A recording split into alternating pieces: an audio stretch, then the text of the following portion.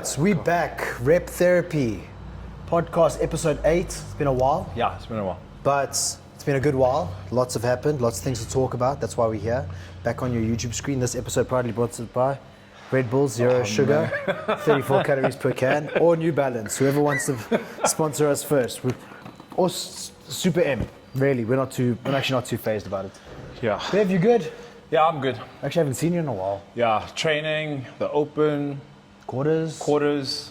Yeah, it's been a lot. I've been overwhelmed with with all the online workouts. And she said we're only on the 1st of April. It's been 3 months of the year, and I feel like I haven't stopped actually. Yeah, same. Yeah. I think the whole change of the season actually this year just took me off guard, and it's been a lot. I'm just glad all the online stuff is done now, and I can focus on squad games, which is my second in-person competition this year. What was your first? Rumble. Oh, this year? When Yes. was Rumble this year? Rumble was in Feb. There was a Rumble in Feb? No, not Rumble, man. Fuck. Pretoria Throwdown. For sure, third, I was like, Yes, my word, yes. geez, I fell out of it Not already. Rumble, yeah. Okay, I was like, geez, this year's been Yeah, my bad. this year's been 18 months long, and we're only in April. But okay, Yeah. and looking forward to squad games. Squad games in 2 weeks, not this coming weekend, next weekend. It's next weekend, so Yeah. squad games is exactly, I think, 9 days. Well, when this comes out, probably 8 days from there. Don't take that for granted. Yeah. Yeah. 8 days from now. Yes, I'm excited for that one. The workouts, 3 workouts have been released already. They do look so really cool. far. They look really cool. Cardio, that looks like a lot of cardio. I think. I've done all 3. They feel, I think, they feel the same. You Really, know, yeah? It feels very. All 3 workouts are very similar. It's just fast Yeah. cardio. It's just Yeah. fast, and there's no. Like we just did the last one. The last one that just got released, the ski erg, burpee, bike erg. Yes, yeah. It feels just like the every 2 minutes row toes to bar gymnastics. They feel, all the workouts feel Very the similar. same. Yeah, very similar. The stimulus is very, very similar. Yeah, I like the idea of it being a bit shorter, a bit more intense. I think, you and I have discussed it on a previous podcast where how we thought a lot of these comps were going high rocks Yes. sort of vibe into longer domains, a lot of running, a lot of skiing, big sets of wall balls, things like that. And this looks like a little bit shorter, a little bit more traditional CrossFit. Yes, Obviously, we don't know what else is coming, what other workouts will be on their way. Yeah, so you but see, the definitely the first workout that got released is a cool workout. There's Yep. running in there. It's I go. It's about 200 for the RX athletes. It's 200 meters. 200 meters, yeah. 200 meter run. Then it's 100 wall balls. 100 wall balls. You are forced to go very quickly there. Then it's 80 chest to bar. Yes, yeah. Then it's 6 rounds of 7 hand cleans, 7 shoulder to overhead. It's a very nice workout. That is a cool workout. Yeah, I've played around with it at my gym. I haven't done it with my partner yet, but played around with the movements and stuff again. That's actually it's a really cool one. Very nice workout. I think that's probably my favorite workout, Okay. workout. Now we're waiting for basically their 4th workout, Yeah. which is, I'm guessing, strength, some sort of There's got to be strength. some sort of strength element. Some sort of strength element there. And the cool thing with squad games also is is that always a surprise element, so something we don't know. We never know what the surprise elements on any of those ones are going to be. Yeah, Could I be don't quite know. interesting. Yeah, I don't know what the surprise element will be on any of those 3 workouts. It doesn't I don't know, damper 10. Gap 10 or partner has to hold something while the other one does a 200-meter run. Yeah, or- I don't know, because they they could look be- pretty complete to me so far Yeah. after doing all 3. They are good tests. Yes. Yeah. Okay, the first one, I think, is the first one, no, the second one, gymnastics. Yeah. Right, and the sink snatches. That's like if you struggle to sink that high level gymnastics with your partner, then that's Yeah, you cooked. Yeah, You 100%. cooked in that I've workout. even seen other people at my gym also just practicing it, and people struggling to sync up with each other, or Yes. even just Yeah. people trying to get their first chest to bar, trying to get their first toes to bar. Even yeah. it's So that's a absolutely crazy. good, I'd say, skills test. That workout is a good skills test. First workout, I'd say it's just a. Yeah, the first workout is just go. It's just go. Yeah, Drop there's it no off. strategy there. You just just go. Yeah. Yeah, drop the pedal Then and the send it. the third workout that just got released, the burpee. Again, there's no real strategy there. It's just ski, burpee, bike going as fast as you can. Yeah. How many rounds is it? It's 6 rounds. 6 rounds. Okay. All right. So Okay. when we did it, I know everyone's so secretive with like scores and everything. When we did it, we didn't finish Okay. 6 rounds. Yeah. We got capped, but also when we did it, we don't have a bike going here at the box. We used an assault bike. All right. Yeah. No, And the stimulus was completely different. Yeah. No, that'd be my You point know, of down 'cause to it's a just sub get the bike. bike. Yeah. That's cool. Yeah. So You've actually made me think of something I want to ask you. All right, so let's say squad games in 2 weeks. I know a few people that I've helped out at my gym. Actually, this will be their first comp, first comp with a partner, with a boyfriend or a girlfriend or even just a friend or whatever. You going into squad games, you've had some experience. You've been in front of the camera, you've been behind the camera. Yeah. I've competed a lot at squad games.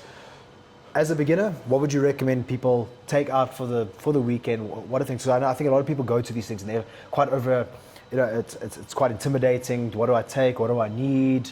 Like, what would you recommend people take with them? What do they plan for the weekend? what is this? Is this As a beginner, nutrition? Let's go everything. Let's cover. Let's go nutrition. I'm bad let's at go nutrition. equipment. No, I think everyone's bad. Listen, I don't eat. Like that's my problem. My with worst, yeah. Like I just don't don't eat in Yeah. comps. All right, Like, so I struggle. Let's start with the nutrition side then. I think one thing I always tell people is make sure you got water. Yes, I think- 100%. It's going to be hot. Yeah, it's going to be Like, hot. You're going to be in the sun. It's dry. It's hot in Randburg. Yeah, I think what a lot of people, I always say at comps, it's always been a little bit of a gripe of mine is the lack of just like water stations. I've always said to people, always just take water because you have like your Biogen set up and Biogen giving out the drinks and that's absolutely cool. And, But no water. But no water. But like in the other places, it's like you have to buy bottles of water and stuff, which is fair. But like one thing I really have to compliment, like Ficella did it really well last year was they had a water sponsor. They had these like water filters all over the damn place and you could get water from wherever. That was a big help. So I think if you're new to this, if you're going into this, if you never thought of it before, make sure you're taking water. 100%. Definitely, I would say at least take yourself 2-3 liters, even one of those big 5 liters, and just make sure you got water the entire time. Yeah. That's always something I've always make sure I Camp take. chairs. You need a camp chair. Or we're just focusing us on nutrition. If someone's showing a Yeah. camp chair, they're definitely from Pretoria. Nutrition also, I think smaller meals. I wouldn't recommend big meals. I've seen guys take like Yes, Tupperware of like rice and chicken. I'd say and- smaller meals. So what I did for my last competition, Pretoria Throwdown, and my other, which was my previous competition when I did Rumble. Yes, yep. I started buying the small meals from Woolies. It's about Yes, 60, yeah. 67, Yeah. 67 Always do the wraps. bucks. I always get a Yes, wrap. I started eating that, and I'm a person that struggles Yeah. eating with like during comps. Yeah. So I started doing that an hour eating just every hour before my workout, but I double the eating. Just double the eating before you're lifting. Yes. You're lifting. Yeah, I think you definitely got to make sure it's a fine balance. Something a little bit light, but then definitely making sure you get in your carbs, getting in a bit of protein. I'd avoid fats. I'd avoid anything too fatty, anything with like a mayonnaise or a fatty sauce. Peanut butter. I know a lot of people turn to peanut butter and stuff because you don't want that slow digestion happening. Yes. I think also something like very important is a lot of people forget. Try and get yourself some quick acting carbs, especially before the workout. Either you get yourself a drink like a Biogen, a carb drink, or whatever brand you trust. I'm just using Biogen because they're the sponsor, obviously. So shout out to Biogen, sponsor us. But then also dried fruit. I'm a big fan of dried fruit. I do dried apricots. Go absolutely mad for those things. Yeah. I also like to throw in some pretzels with this added salt and stuff. That's a big one for me. Yeah, I think keep it basic. Yeah. I think a lot of people also they go into a comp, overwhelmed, kind of what am I going to do? And I think they veer away from what they eat during the week or what they eat around their normal training. Don't change it. Don't change what you would normally eat. Yeah. Focus on eating. Make sure you get the nutrition in. Make sure you're getting something in an hour before your workout. Try and get something light in after the workout, something, carb and protein based after the workout. One of my hacks is, what do they call them? Those like soft gums.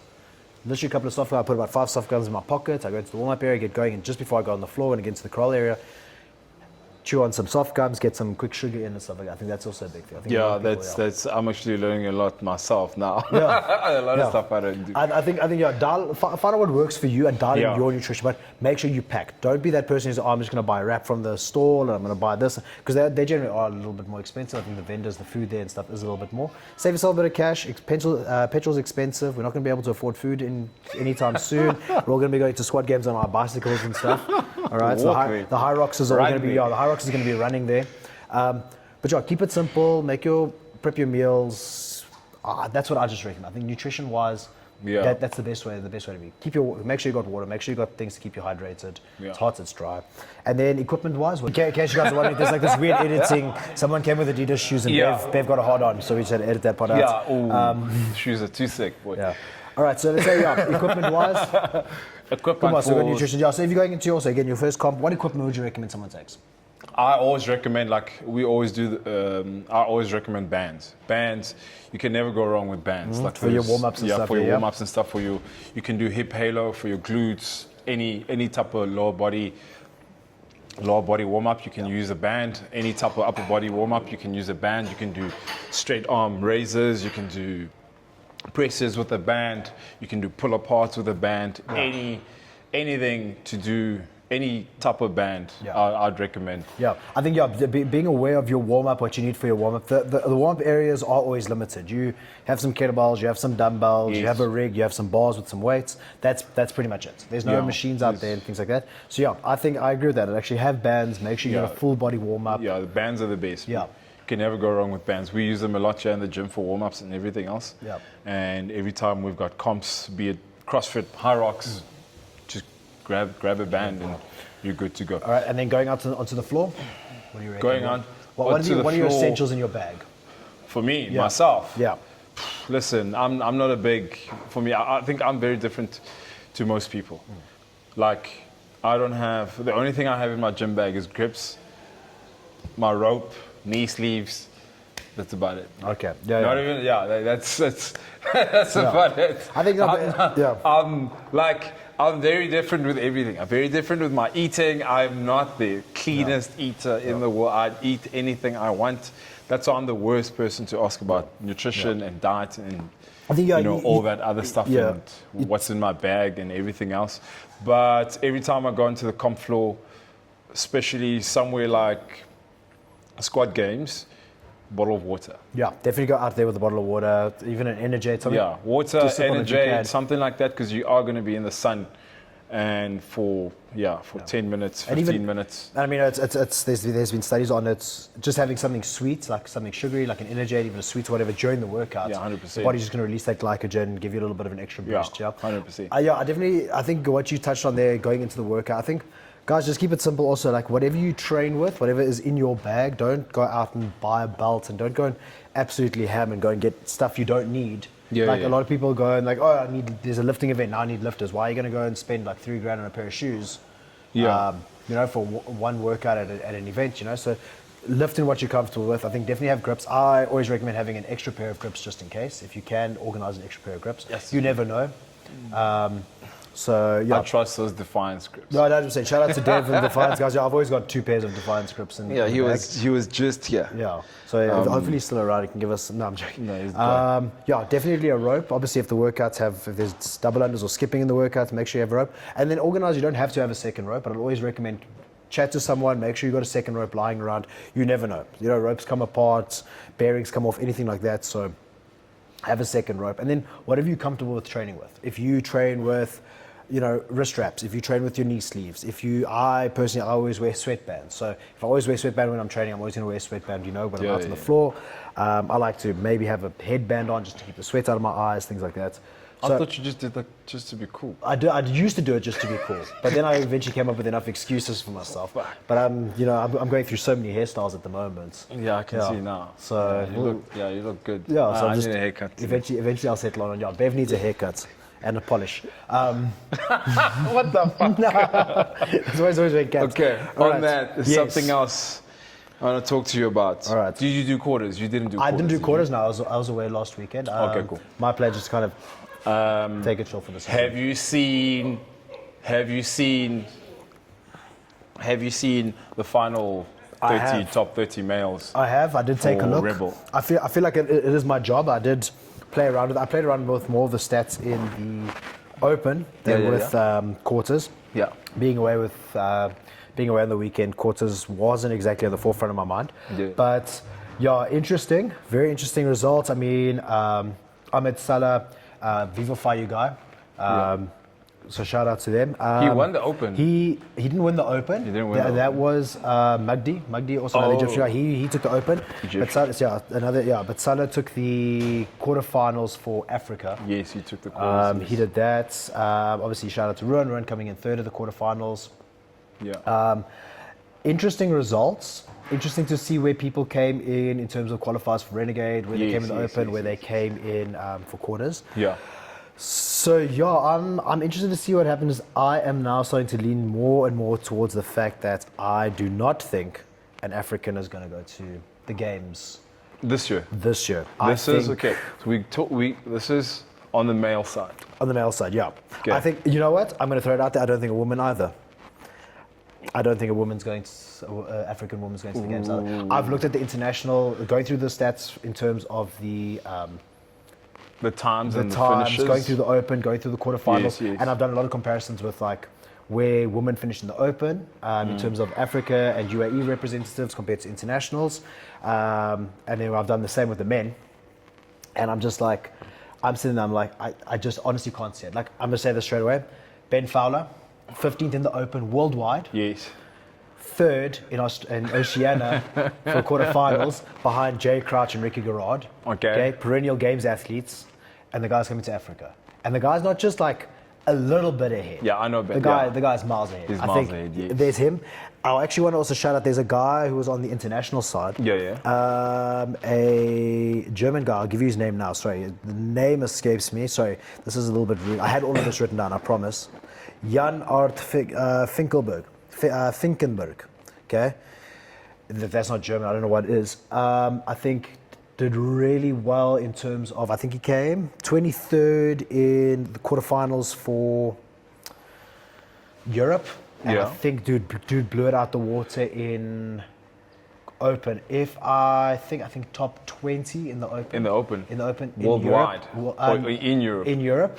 But I think Okay. also his score worldwide was top 100. Yeah, that's very good. That's I still mean, very good. I mean, we look at like, I know for an example, Magdi who won Africa, came 838th. Correct me if I'm wrong. I think it was somewhere there in the Open. Yeah. I know he did reasonably well also in quarters, but I mean, if Africa's top guys coming in, you know, the top 800, and there's other guys coming in the top 20 worldwide. Yeah.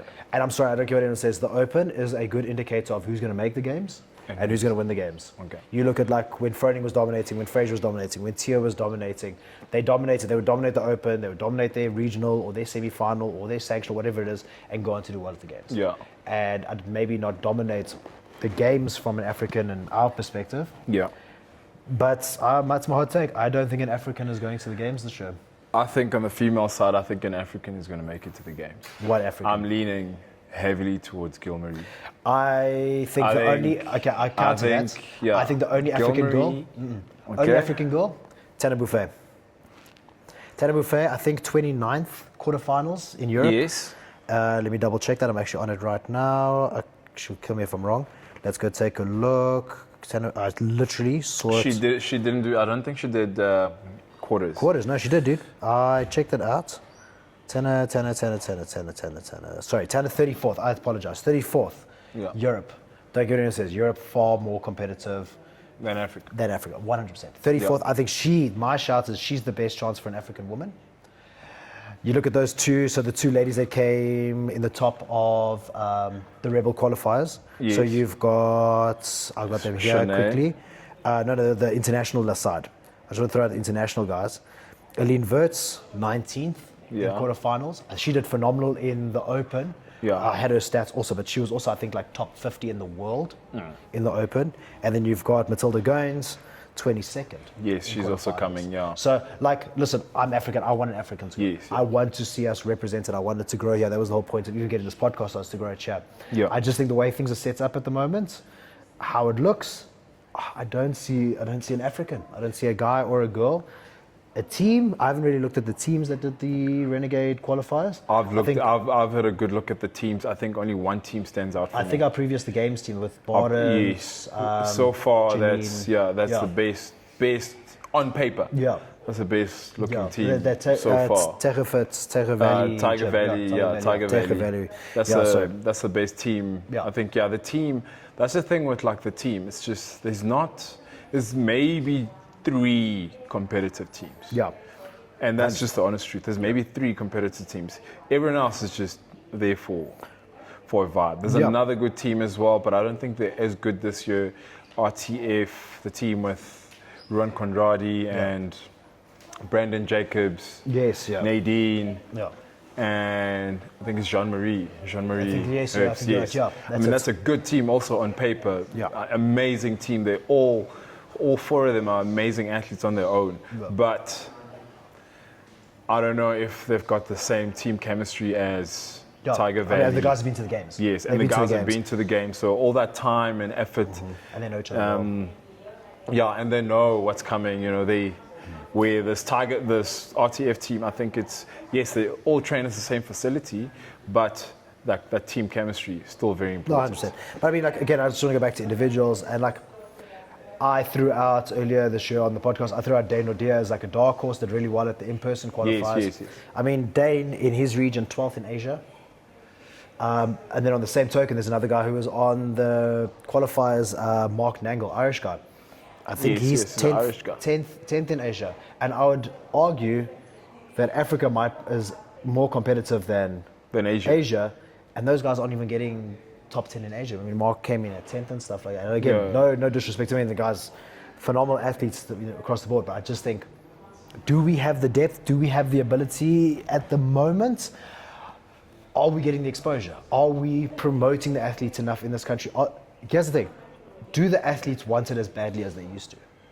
Okay, so I'll say something right now. So this morning I woke up and I always turn on the TV. And I was watching an episode of The Boys Uninterrupted. Yes.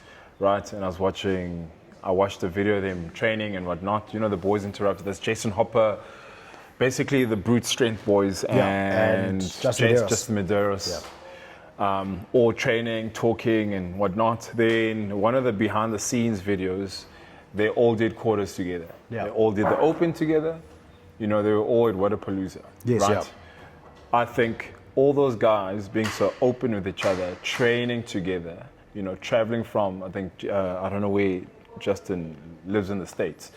But if you notice the name just escaped me. It's a weird name. Yeah, like somewhere there in the US.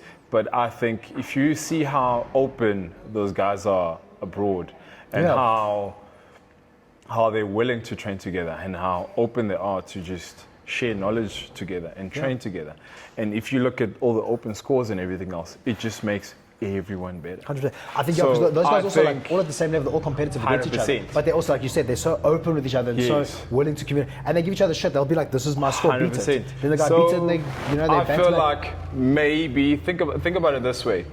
How do you think all the open scores and everything else would be if we just randomly just said, "Okay, cool, Josh, James, Ruan, Matt, you, whoever, let's just all do the open, Yeah, have one big throwdown. And I see like there's quite a few gyms that I know do that. I honestly think the scores will be so much better. Yeah. Because I've seen it happen. I see how it is with all the guys from the boys Interrupted and stuff like that. I just see how it just makes them. It creates hype. Yeah, it creates hype. So like it makes them better. So like I'll give you a stupid example. Like at my gym, we can be competitive. Yeah. But I think it's definitely in the way of everyone's progress is that everyone's just to themselves and we are in their own gym. And yes, you're a champ.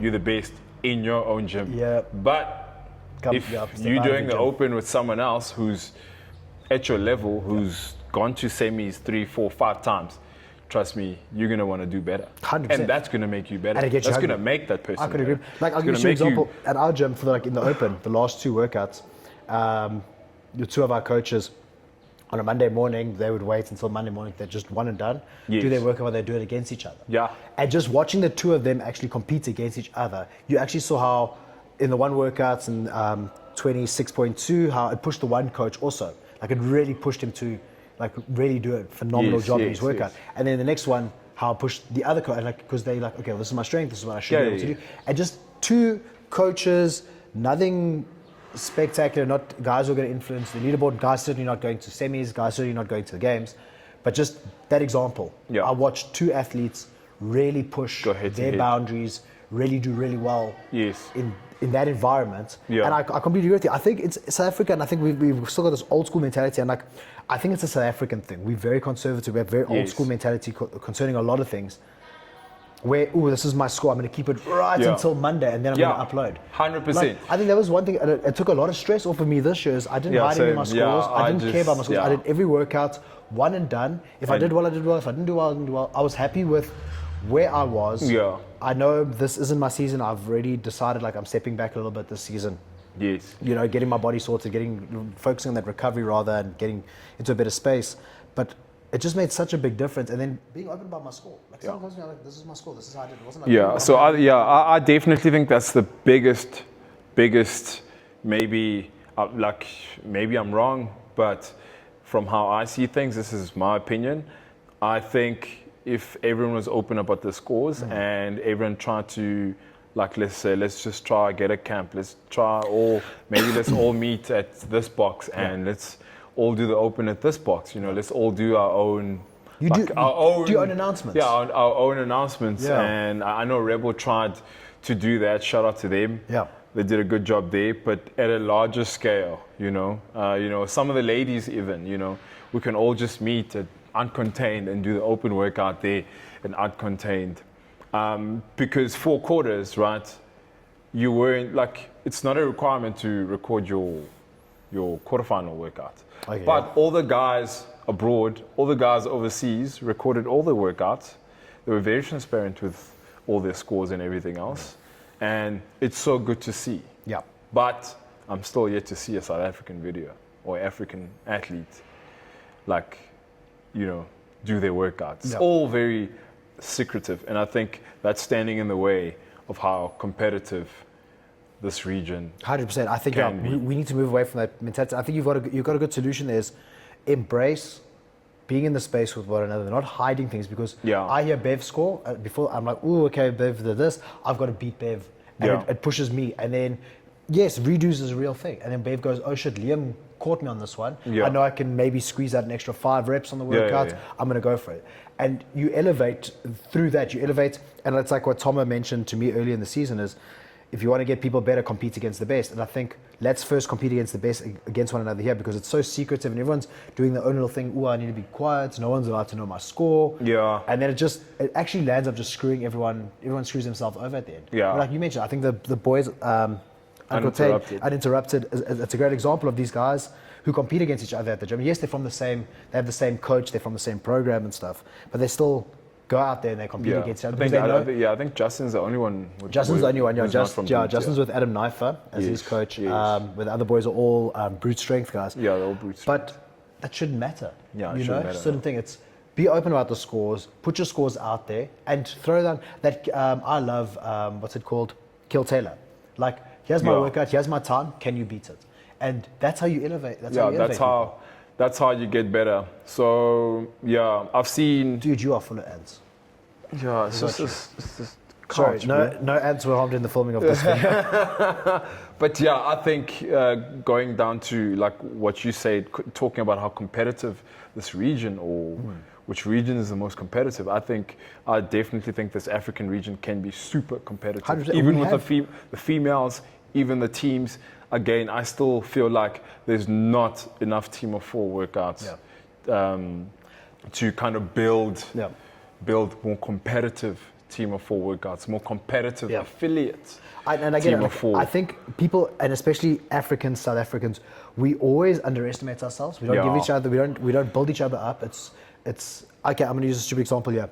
You got like the Springboks. We are world champions. We are far and away the best rugby nation in the world. Everyone is still trying to play catch up. Yes, there's money put into it. There's investment. But you look at like what the guys at the top are doing all the way down is they're involving everybody. There's no secrets. Rusty's not secretive about he says that here's the bomb squad. Yeah. You know, I'm playing a 7-1 split on the bench. Yeah. He's involving the coaches from all of the unions. Yes. It's so open and there's so much information being passed to each other. I know for a fact they all have like coaches things where all the coaches go all together and they discuss, because the idea is how do we improve rugby in South Africa, not how do we improve the Bulls, how do we improve the Sharks, it's South Africa, and the Springboks benefit from that. So we can get people in South Africa to come together. How do we improve CrossFit, how do we improve training in this country? We're only going to elevate, instead of everyone just, oh, this is my own little bit of information. In your opinion, what do you think needs to be done to kind of like, let's look into, let's say, going into next year. Okay. What is it that we can do different to basically elevate the sport, or elevate the like how competitive this region is? What can make this region far better than what it is currently? I think the athlete's ability is there. 100%. I think the There's no ability is there. shortage of talent in this country. I think on the continent. I think athletes need to get out of their own way. I think people need to put the ego away first. I think it's going to start with the individual. You got to start small and expand from there. Yeah. I think individuals have to now put the egos away. I get it. We live in a third world country. We don't have the resources. It's not like anyone here can make it this a full-time job like a Justin Medeiros. It's his full-time job. It's his life. I think the exposure has to be there. I think CrossFit has to expose Africa. I think there has to be a willingness to take Africans and expose them to a Wadapalooza, a Rogue Invitational, things like that. Like I know the girls, Lonnie, we had a team, Lonnie, Mariska, and Janine went to Wadapalooza and did well. They won their division at Wadapalooza, but that's fantastic. But you look at those are 3 of our top female athletes in this. Why? Because they got the international exposure. Yes. They've been around there. They know what it is. Yeah. And I think 2 they of did. them have. Yeah, they did the RX, and I think the one above them is the elite. But now you've won the RX. Now you get that exposure. You see what the difference between RX and the elite is. Yeah. And now you can push up for that next and you go for the yeah. qualifiers. I think people need to get out their own way. I think egos need to get put away. I think people need to share information. Share your training, share what you're doing. And I'm not talking about sharing as in putting on your PB snatch on Instagram. All right? I'm talking about like speaking to other athletes, not being scared. Like I have no issue sitting here with you and having this is what I'm doing for training, this is what my training looks like, this is what my recovery looks like. We've got the podcast. I'm not scared to tell people what it looks like and stuff like that, because me doing it and saying it are 2 different things. I can tell you exactly what I'm doing. Are you going to go do it? That's a completely different thing. On that train of thought, you are so right. If you look at the rise of like the High Rocks and any other functional fitness that's out there, right? Yeah. The reason why everything is so, like, why there's such a massive community online and in person. Yeah. Like you look at like all those run clubs and everything else. Yeah. You look at all their content, right? You look at all the High Rockers, you look at all these other people, right?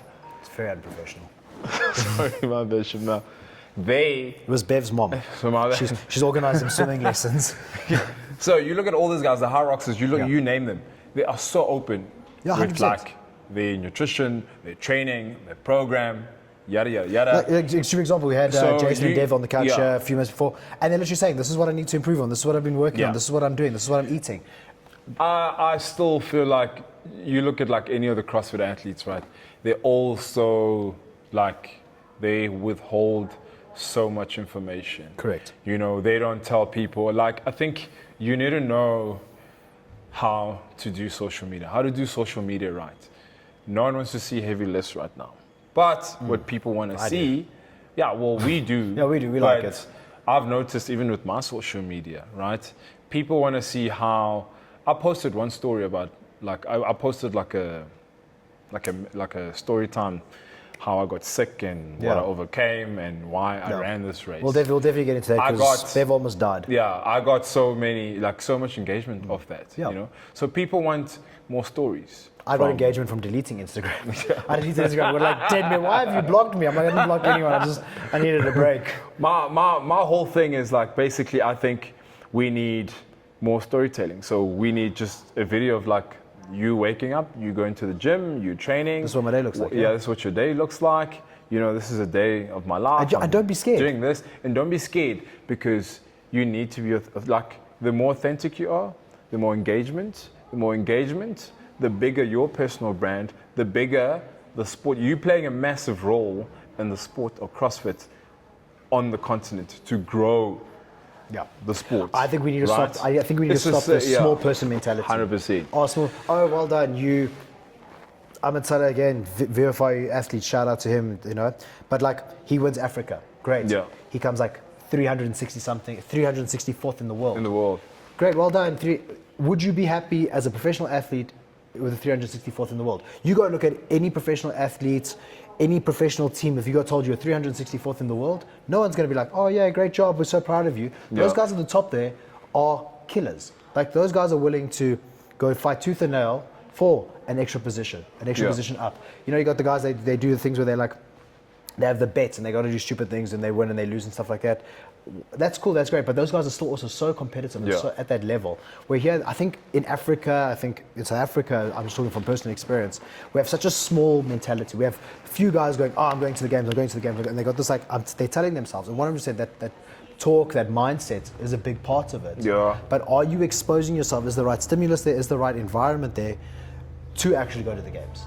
Are there so many other factors? I mean, champions don't have balance, and I maintain that 100%. Champions do not have balance, and those guys don't have balance. That is their life. Where here but I really want to go out with my friends. I want to go watch rugby. I want to go have a beer with my friends. I want to be social. I want to do this. I want to do that. And I'm like, and again, like I've seen it firsthand. I've seen it end of last year going into this year. Our best athletes are finding it difficult to balance life. And again, there's no balance. So they're going, I'm trying to balance life, where like it should be a case of, my guy, there shouldn't be balance. Yeah. And and you look at these top guys, and again, I honestly believe the women and the men going to Renegade to qualify for the games, it's not going to be an African. And I can tell you, those people don't have the balance. We're here in this country, I get it, we're a third world country, we have struggles nobody else has in the CrossFit space. Yeah. But you need to then make the decision. Is this what I'm going to do?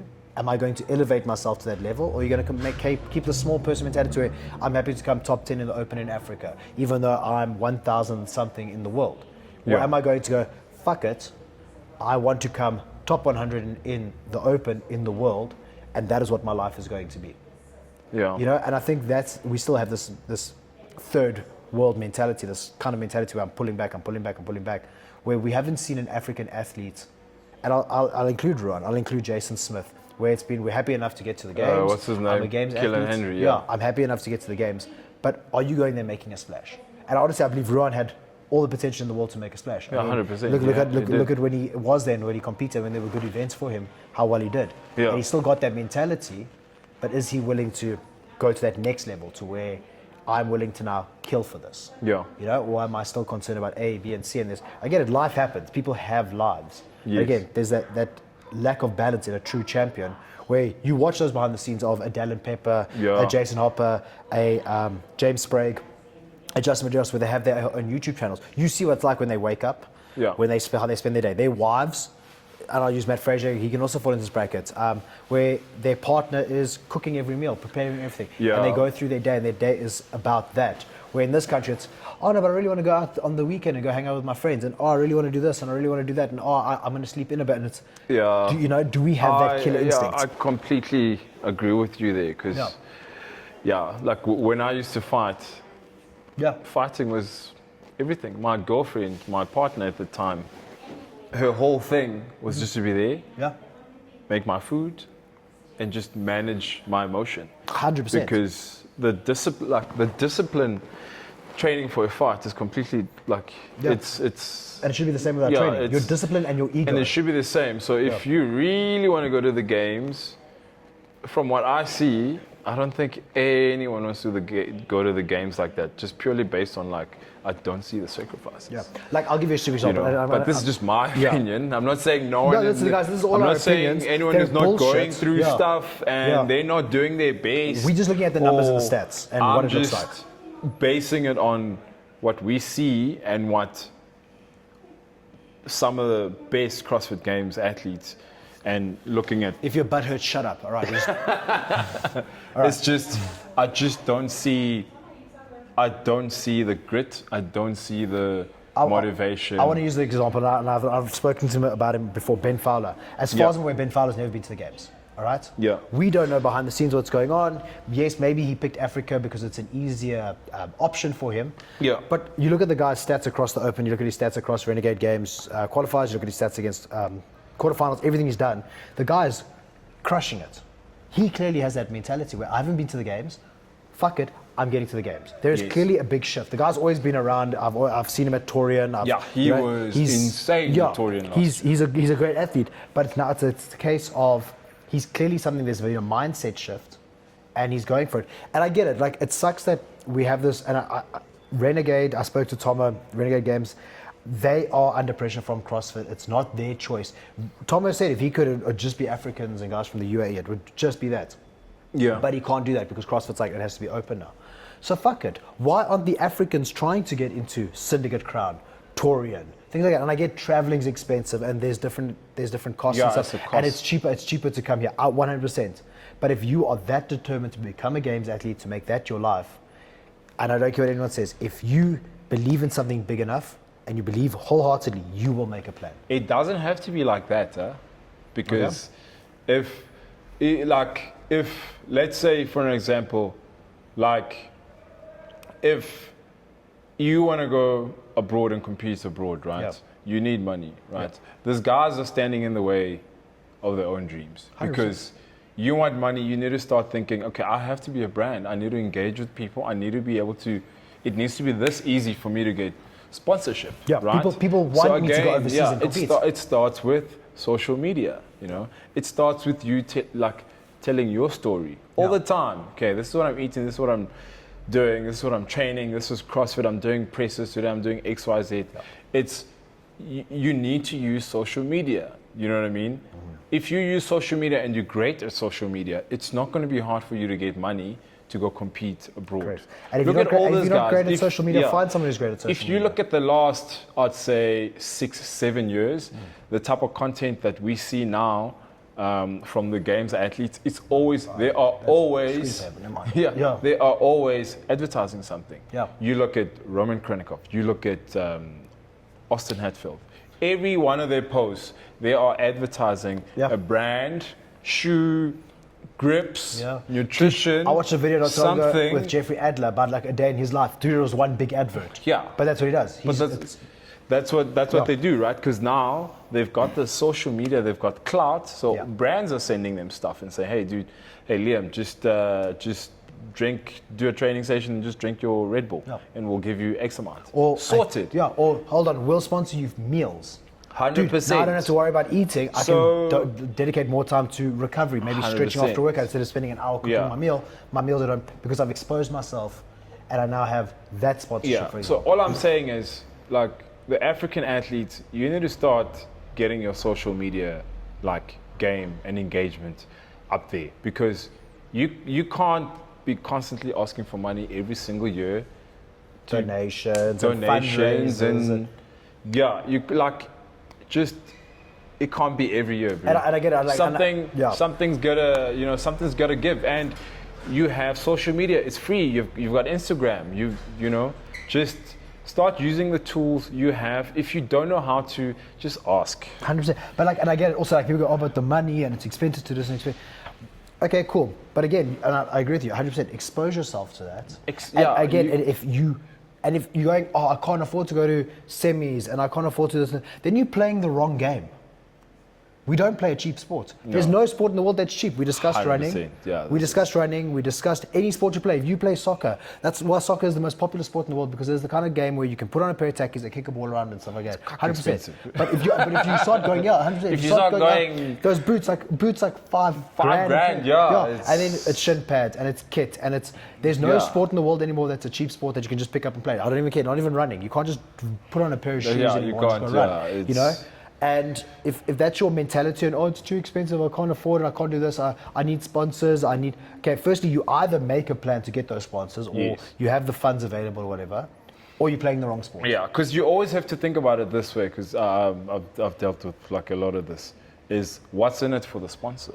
Okay, so because you're going to ask for a sponsor and you're going to say you want to get sponsored, you want to get, but what's in it for them? How's your social media? How's your, what story are you telling? Yeah. Do you line up with their brand? Do you line up with the brand? There's so much that goes into you just getting a sponsor. Correct, yeah. Do you know what I mean? So I think if you want to go that route and you want to take this super serious, this is what I'm saying is I haven't seen any person that wants it like that. You know, if you really want it like that, you're gonna make sure that you've got your social media game on lock. You've got your training. You're telling your story. Recovery. Everyone is following your journey because the more people you have following you, the most likely you're gonna get that brand deal and that sponsor. And I'll go back and to that life is just going to be much easier. That small mentality though, like, and again, I've got a supplement sponsor and they send me 500 Rand worth of supplements. No, that's small. Yeah, that's not ridiculous. a sponsor. Yeah, that's not a sponsor. That is you being exposed. They are using your platform for their own advertising. Yeah. We're talking sponsor is, I got a sponsor and they give me 5,000 Rand a month. Yeah. Not in product.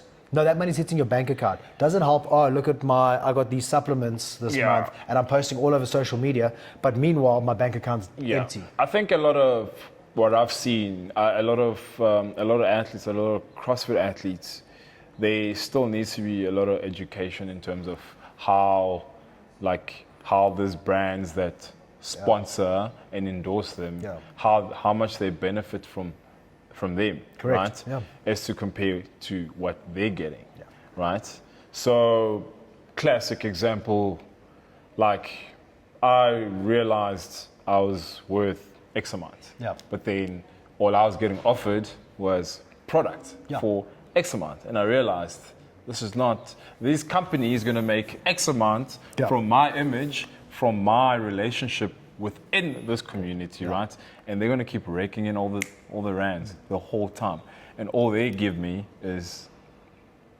this much because they're away. So you need to start.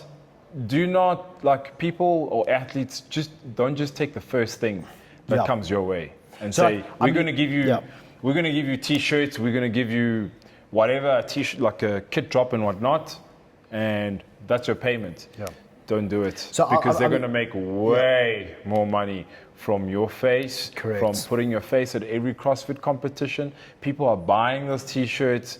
You're not getting anything, but okay, I'm gonna throw this out there. Like, I'm gonna use this as an example, and I think it's also, we have the CrossFit community, we have the CrossFit space, we have the athletes, and I think what we're also forgetting about is the apparel companies, the companies that are in our space. You're Forged, for example, both. I don't know, there's like 10 Forged. Okay, but I'm saying like Forged, for example. Is it two Herd, I'm just talking shit.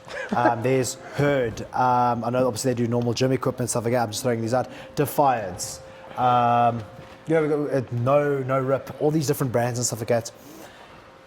And I think we should use an example from a brand that took an athlete, invested completely in an athlete, and built not only an athlete but built their brand. I'm going to use Nike, for example, right? I'm going to use Nike, and I'm going to use the Michael Jordan example. You had Michael Jordan, phenomenal rookie, coming up through college. Everybody wanted it. Now I've read Shoe Dog. I've read Michael Jordan's book. I've watched The Last Dance. I've watched Air. Like, I've watched these things. I've seen it, and it's the same consistent story, where Michael Jordan had Adidas, he had Converse, he had all of these brands on lock. Everybody wanted him, but no one was willing to offer him anything different. And Michael Jordan knew he was different. And it was through the process with his mother and his father where eventually Nike was so desperate to get into the space to pick him up as an athlete, they developed a shoe for him.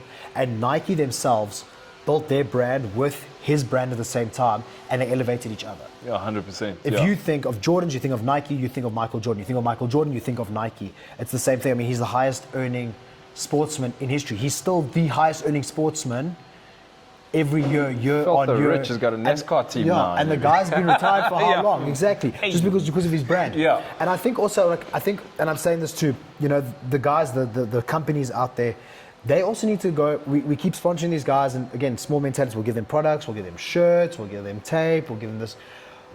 Build your brand around an athlete. Pick an athlete. I'm going to set, and this is a stupid example. I am Forged, and I look at Gilmarie, and I say, all right, Gilmarie, this is what we're going to do. We are going to build our brand on you. You're going to help us design grips. You're going to help us design shirts. You're going to help us design shorts for women, sports bras. We're going to build a brand around you. And not only that, we are going to give you, for every shirt we sell, let's say a shirt's $100, we are going to give you 20 Rand. Why is that not happening? Why is partnerships like that not happening? And we're going to build a brand, and I get it, like money, funds, things like that, it's a difficult thing, and do you find the right athlete, do you find the right brand?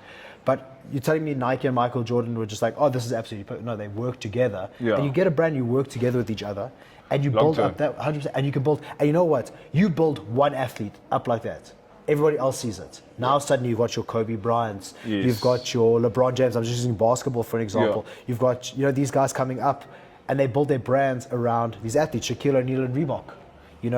You build up these brands around an athlete, and it's not just a case of, oh, here's Ruan with his frog grips. I'm talking about like, here's Ruan with his line of products. He has a Gilmore with her line of products. There's a Tanner. He has Saleh, Magdi, whoever. He has them with their line of products. Not just, oh, I've got a belt with my name on it.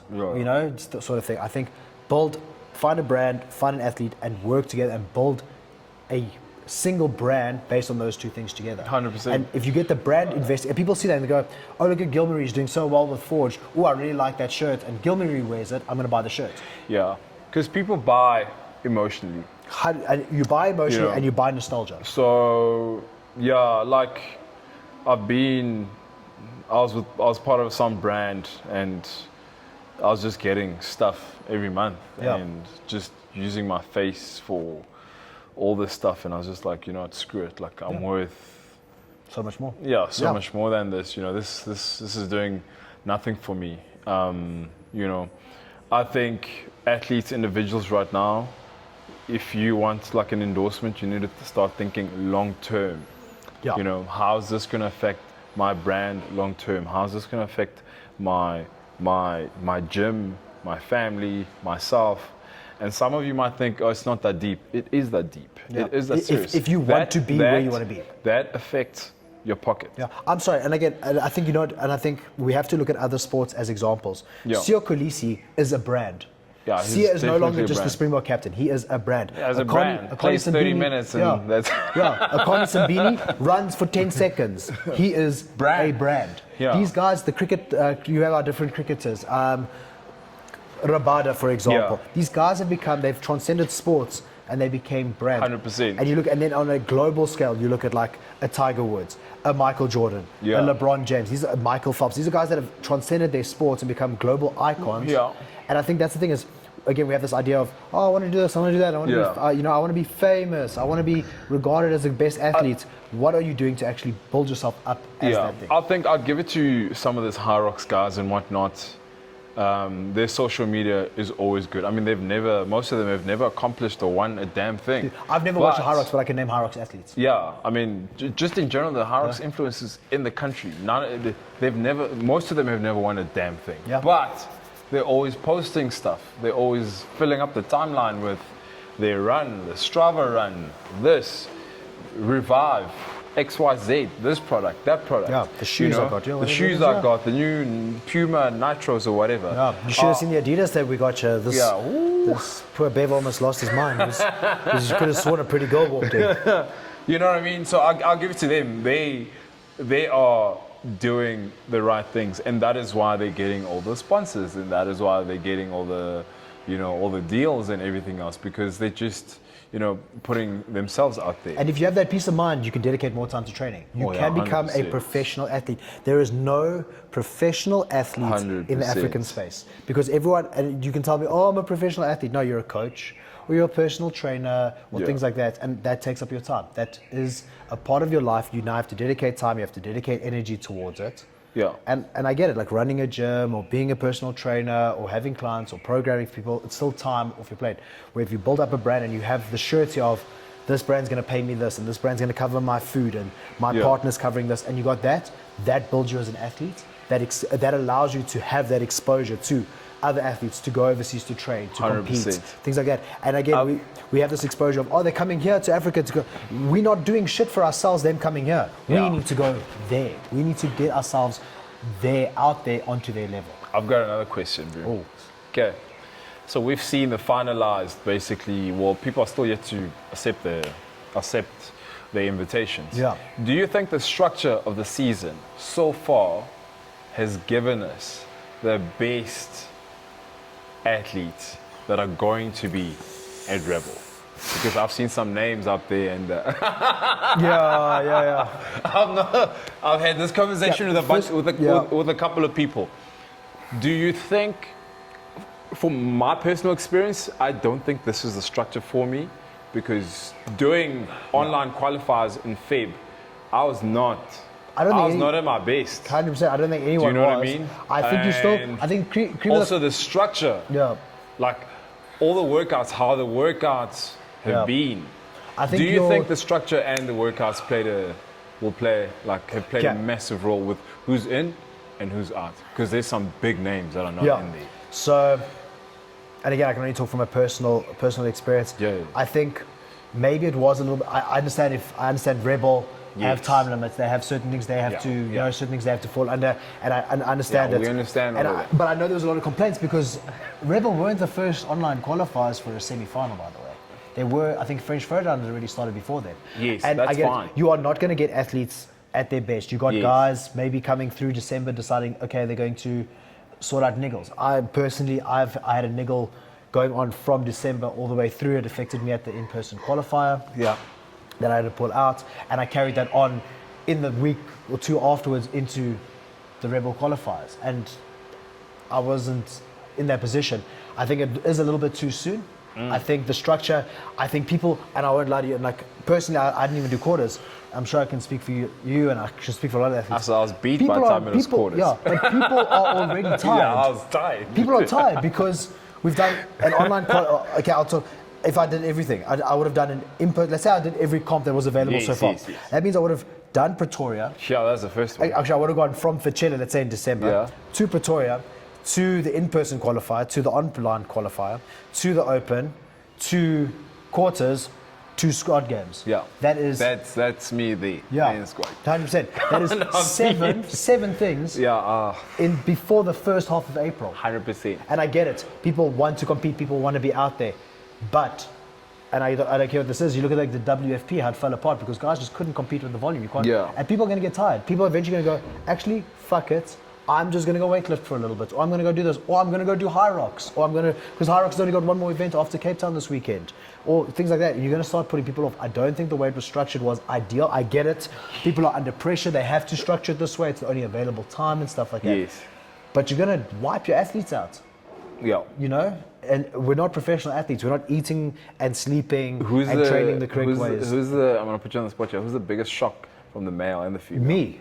Me not qualified. No, I'm joking. No, I was in a qualifying spot. Let's go with not qualifying. Okay, the guy's not qualifying. I think Tariq is a phenomenal athlete. He's not there. Skulk Burger was quite a surprise. Skulk and I have been actually chatting quite a bit and stuff like that. Following it, we tried to throw together a team. Yeah. I think that was also quite a surprise. There's names there that we've never heard of. These guys, and like again, these guys might be training. We don't know what everyone's doing. Again, because of this, in our region, in our country, we keep quiet. We don't tell everybody what's happening. You know, Yes. we want everyone. Here's exactly what it is. I just said, we want everyone to be better, but not better than us.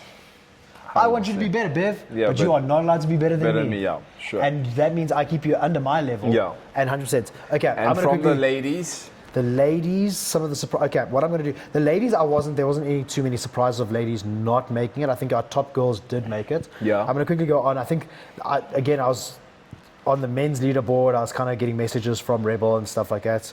I'll just quickly throw out some names on the men's side quickly. So we discussed, obviously, Skulk. Josh, I don't think Josh Cano is not in a qualifying position. I think he's just on the bubble. I think he's he made outside. it. No, he is 27. I think they're taking the top 26. Remember top 28? Is it 28? Yeah, it's 28. Really? Okay, I do apologize, Josh. He got Congratulations. He got a text and everything. I saw his girlfriend posted. Oh, well done. Okay, I don't and have everything. social media anymore. So Skulk, I think Tariq, phenomenal athlete. Yeah, Tariq is this Liam Mott, also really phenomenal athlete. He didn't make it. Liam, I was shocked he couldn't make me it. too. But I mean, he didn't make it. He's going to ride the fact that he's had an injury since December and can't clean any weight or anything like that at the moment. Sure. Henny to Blanche. I know Henny personally. Henny and I have thrown down together. Yeah, that's a good. Jubair's always been thereabouts. Always, So, and I mean, I competed with him at Fachella last year. So I'm only going to make it if I take maybe top 6. Yeah. The other guys, I think, are a little bit too low down to really say these guys are surprised. There are some names that have been at Renegade Games that have been there. That it's the biggest shock for me in the guys. Yep. Keegan Cohen. Where did he finish up? Pack Life. Keegan 28th. Yeah. Okay, interesting. Yeah, he made it. He made it. I think it's his first time as an individual, yeah. Well, congrats to him, yeah. I think it'll be exciting to see him and Yeah. see what he does. He's very fit. He's always done team with Yes. Greg. Greg, yeah. With Greg, so I'm interested to see how he does on his own Yeah, now. no, congratulations. I'm looking at the girls. I mean, we have Lisa Marie Guillaume. She was at Renegade Games last year. She Yeah, did the there's not in-person a big, like Yes, a big, yeah, there's no real shockers on the real girls' big side. shock from the girls' side. It's pretty much same old. I'd say Yeah. there. I'm just quickly flying through it. I mean, congrats to Diane Swart out of Juggernaut. I mean, she's always, CrossFit Juggernaut, she's always been a team athlete, and she's done really phenomenally well for herself. This season, obviously going individual. She's making it. Yeah, 100%. Just quickly flying through it quickly. I see it's obviously changed and stuff like that. Yeah, so I think it's gonna be good. It's gonna be good regardless. I think we can't complain about what the season looks like going forward. I think people are going to be hungry. People are going to be training for it and going for it. Is the structure, has it worked out 100%? No. Is everything always going to work out 100%? No, because people are always going to have some sort of gripes, some sort of complaints. It's not going to. I guess. I complain about all the quarterfinal workouts. 100%. So, yeah, I think, and it was difficult. I think, and I don't care what anyone says, the cream's still going to rise to the top. Our best athletes are, they had a bit of a list there. Yeah. Our best athletes are going to rise to the top. I think the fittest will eventually get there. Not an ideal season, maybe a bit of a cop-out, but I think the best are going to get there, and I'm going to maintain. I still don't think an African's making the games this year. I think from the men's side, I definitely think I agree with you, but from the female side, I'm going to disagree with you there. You really think Gilmarie? Okay, my money is really on Gilmarie. Okay. Gilmarie is working hard, focused. She's dialed in. I think she's going to shock a lot of people. Okay, 100%. That's who my money. Yeah, that's who my money's on. I'm also what's her name? Mariska Barnard. Mariska, yeah. Yeah, I'm also. We'll see how the program. That's it, and I think depending on the program. But then again, there's the problem in itself. We have to go, depending on the program, where instead it should be regardless of the program, that person should be going. And again, you spoke with a lot more confidence about Gilmarie than you did with Mariska. And again, Mariska, phenomenal athlete. Reason being is Mariska is surrounded by greatness. She's 100%. Training with the best of the best. Yeah. Every other week. And she's been exposed, she's been overseas. Yeah, doing the semi. So again, goes back to the point we were talking about that, if I train with all these guys that are in the top 10, most of them, I'm also going to eventually get there. Exactly, right? yeah. I'm going to get competitive and I'm going to start pushing them. And they're going to start feeling pushed and they're going to work harder. So I think it's the same thing with Mariska. And most of the girls there at Uncontained, actually, that's what I've seen. Yeah, the girls, Anka Human. Anka. Yeah, she's doing phenomenally well. All those girls, I'm starting to see every single competition, and I'm just like, whoa, what's going on here, Because something in the water. All of them are constantly training together, or constantly pushing each other. I agree. It's just how it is, and I see the benefits of that. I've seen the benefit of that. I think at Rude even. Yeah. When Todd training with Ruan. Yeah. That took Todd. That made Todd next level. Matt Ritzelmeier now. Yeah. That's made Matt Ritzelmeier just push. Next level. Just purely because every single day he's being pushed and he's pushing. Correct. And I've seen the benefits, like even myself training next to these guys, and I'm just like, I can't slack off today. I can't, it's made me better. It's made me better today. So I really think Mariska's got the right environment around her to flourish. To do well, and maybe not. Well. Maybe not this year. Maybe not this year. But be there. But I think she's got the right people. Because if she does go individual, I think it'll be her first year as an individual. 100%. Yeah, 100%. Yeah. So she's got the right people. Yeah. My hot take is I just don't see. I see Tanner as our best bet. To be honest with you, I think Tanner is. I mean, look what she's done internationally. Also on paper, if you're looking at what she's done internationally and the type of competition that she's surrounded by, and the type of competitions that she enters in Europe, and I think she won a comp. Yeah, she did. She won something. I can't remember exactly what competition. Yes. But again, and I hate to say it, I just think there's those 2-3 international girls, women that are at the top there. Yeah. That are just going to absolutely. Evie Hollis, dude. Yes. Evie Olive did phenomenally Yeah, well in the last year. quarterfinals. She did well And she last did year. last year. She did last year. She super should have well gone to the last year. games. Yes, she you know, should have gone to the games tentative, last year. Yeah, you know, there's people a- arguing. But I mean, Evie, Yes. and she crushed the Open. She crushed quarters. Yeah. But even Evie wasn't better than some of those other girls in the international qualifiers. So it's going to be very competitive. I'm excited. Yeah. You know, on the team front. Let's go Lonnie and them again. I don't think I'm as excited to watch the teams, but I'm very excited to watch both male and female. The teams is kind of, yes, there's good names on paper for most of these teams, but as a team, team chemistry. I don't see anyone beating those guys. I know Keegan Moore is now going team as well. Keegan Guy Adam, that's Plot Box. There is, what's the other team? There's Juggernauts as well. Juggernauts also got a team there. Also got a team there.